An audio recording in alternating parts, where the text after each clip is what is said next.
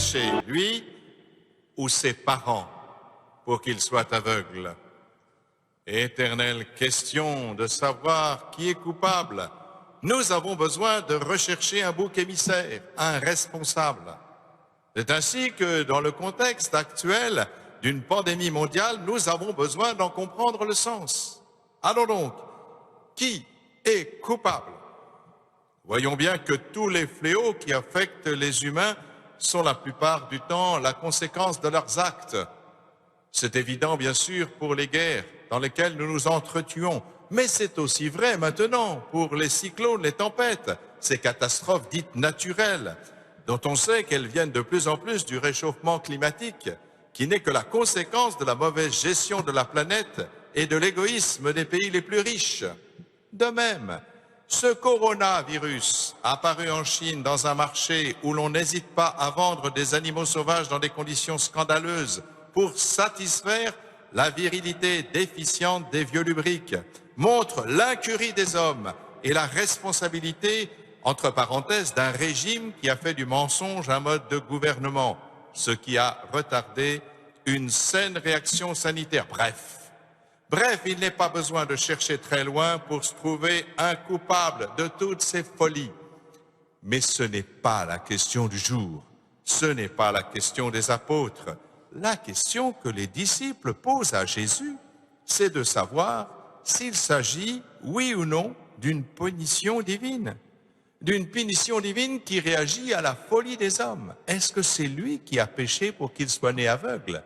Car enfin, cet homme n'a rien fait, il est né aveugle. Il n'a pas péché dans le ventre de sa mère. Alors, seraient-ce ses parents qui ont commis un péché pour que Dieu le punisse? La réponse de Jésus est claire et elle nous concerne aujourd'hui, ni lui ni ses parents.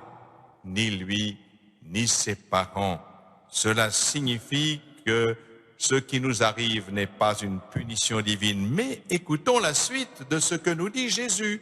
C'est pour que les œuvres de Dieu se manifestent en lui, pour que les œuvres de Dieu se manifestent en lui.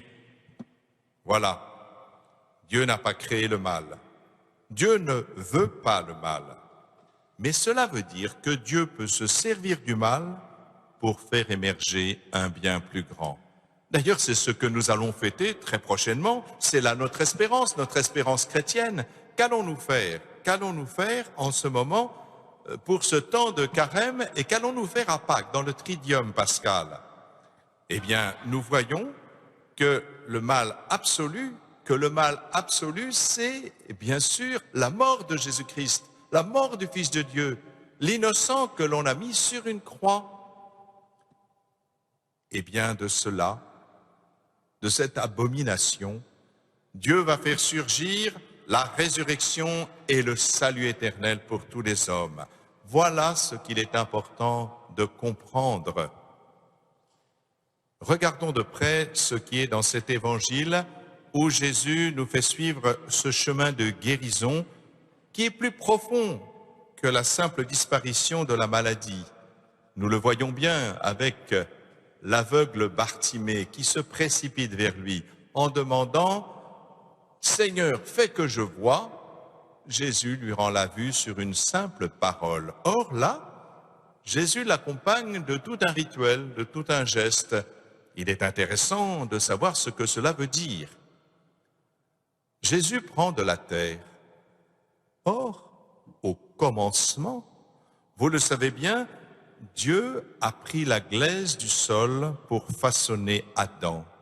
Adam tiré de la terre. Cela veut dire que notre humanité est simplement l'émergence de la création. Jésus prend de la terre pour signifier une création nouvelle.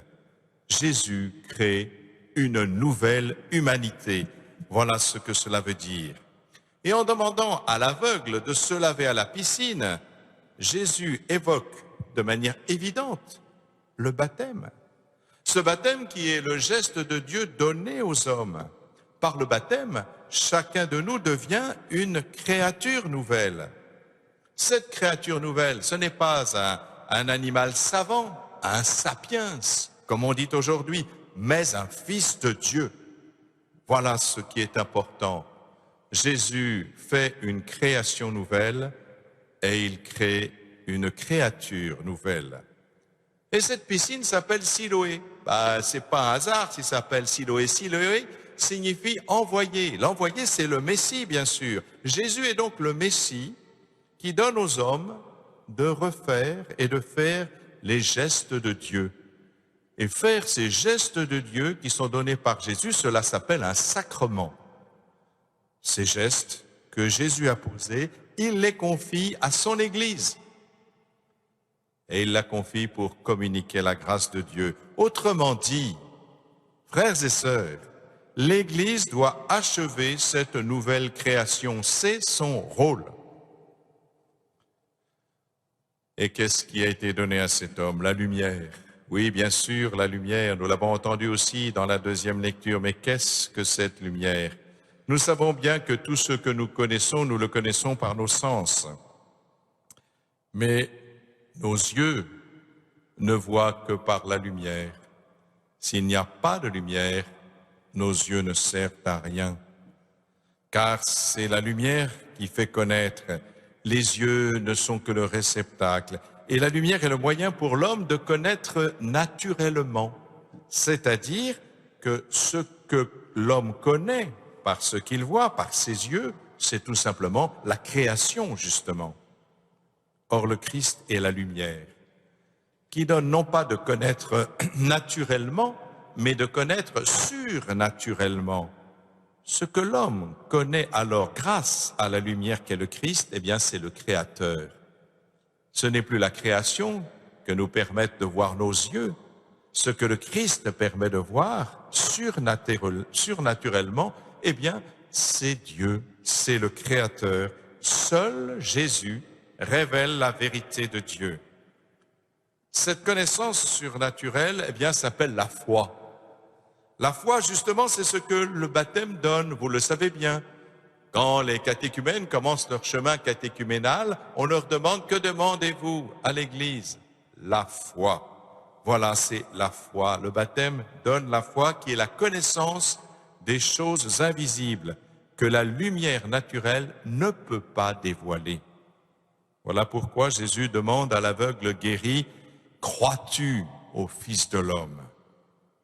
Et l'homme répondra en se prosternant « Je crois, Seigneur. » Oui, cet homme, cet aveugle n'est pas seulement entré dans la connaissance naturelle que donne la vue éclairée par la lumière, il est entré dans la connaissance surnaturelle que donne la vraie lumière venue en ce monde, notre Seigneur Jésus-Christ. Frères et sœurs, nous sommes en train de vivre un temps étrange. Et ce moment doit nous permettre de nous tourner vers Dieu pour qu'il nous fasse comprendre que lui seul peut nous permettre de retrouver ce chemin du bonheur. Où se trouve la vraie lumière? Oui, notre espérance, c'est de croire que de ce mal absolu, de ce mal qui nous terrorise pour beaucoup d'entre nous, Dieu saura faire surgir un bien plus grand. Il doit naître de tout cela une plus grande fraternité, une plus grande attention mutuelle, une abolition de l'individualisme et du chacun pour soi, de l'argent roi et du mépris des autres. Oui, frères et sœurs, profitons de ce moment extraordinaire qui nous est donné, qui nous met à mal et qui nous fait souffrir, qui détruit notre mondialisation, nos principes, nos certitudes pour revenir à l'essentiel. La valeur absolue, c'est l'homme, parce que simplement, le Christ est venu habiter notre humanité, faire une création nouvelle, créer un homme nouveau.